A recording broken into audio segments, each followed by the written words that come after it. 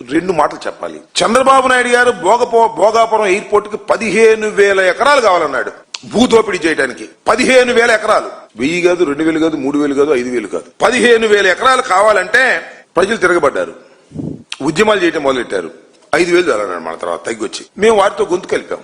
YSR Congress party అప్పుడు అవసరం లేదంతా అని చెప్పి మళ్ళా వైఎస్ఆర్ కాంగ్రెస్ పార్టీ అధికారంలోకి వచ్చిన తర్వాత దాన్ని కుదించి దాన్ని తక్కువ భూమితో అక్కడ ఏరో సిటీతో కూడా కలిపి 2,703 ఎకరాలతో ఓ బ్రహ్మాండమైన ఇంటర్నేషనల్ ఎయిర్పోర్ట్ నిర్మించాలనేది వైఎస్ఆర్ కాంగ్రెస్ పార్టీ తలపెట్టింది.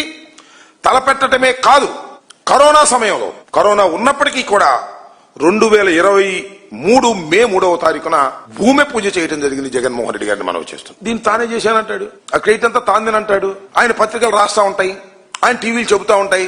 అమాయక జనం నిజం అనుకుంటారనేటువంటి ఆలోచనలో చంద్రబాబు నాయుడు గారు ఉన్నారు. ఇలా క్రెడిట్ చోరీ చేయడానికి ఆయన ప్రయత్నం చేస్తున్నారు. అంతేకాదు, జగన్మోహన్ రెడ్డి గారి టైంలో కోర్టులో ఉన్న 130 కేసులు పరిష్కరించాం. ఈ భోగాపురం ఎయిర్పోర్ట్ కు సంబంధించినటువంటి కేసులు అడ్డంకిగా ఉంటే వాటిని పరిష్కరించేటువంటి ప్రయత్నం చేశాం. 3 గ్రామాల్లో 400 కుటుంబాలను తరలించి 960 కోట్ల భూసేకరణ జరిపాం. ఇదంతా కూడా జగన్మోహన్ రెడ్డి గారి టైంలో జరిగిందనే విషయాన్ని ఇక్కడ మీకు నేను ప్రస్తావన చేస్తున్నా.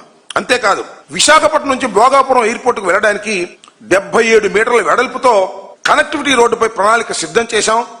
అప్పుడు ఆ శాఖ కేంద్రంలో మంత్రిగా ఉన్నటువంటి గడ్కరీ గారి చేత ఒప్పించాం.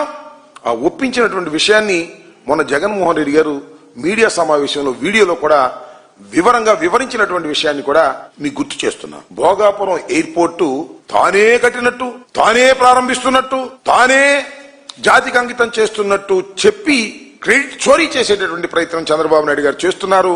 ఇది అలవాటు ఆయనకి, కానీ ప్రజలు అర్థం చేసుకోవాలని కూడా ఈ సందర్భంగా నేను చెబుతున్నా.